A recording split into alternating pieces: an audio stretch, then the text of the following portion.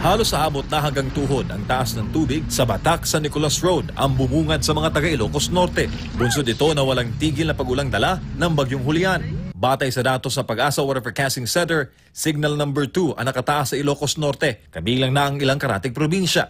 Sa bahaging ito naman ng Solsona, Ilocos Norte, kitang-kita ang pagragasa ng tubig baha. Dahilan kung bakit humigit kumulang 370 pamilya ang na-isolate sa ilang barangay. Nakikipagtulungan na ngayon ang lokal na pamahalaan ng Solsona sa ibang ahensya ng pamahalaan kung papaano may papaabot ang tulong sa mga apektadong residente. Sa video naman na ito, halos masira ang dike dahil sa pagragasa ng kulay tsokolate na tubig baha sa bahagi ng Kabaruan at Kasilian sa bayan ng Bacara. Samantala, nagmistulang lawa naman ang bahaging ito ng Barangay Suyo, Bungkag sa bayan ng Dingras. Habang ganito naman ang sitwasyon sa Vintar, Bislac River sa kasagsagan ng pananalasa ng bagyong Julian.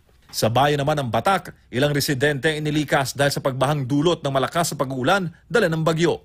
Sa ngayon, patuloy ang assessment ng provincial government sa Ilocos Norte sa epektong dulot ng bagyong Julian sa kanilang probinsya.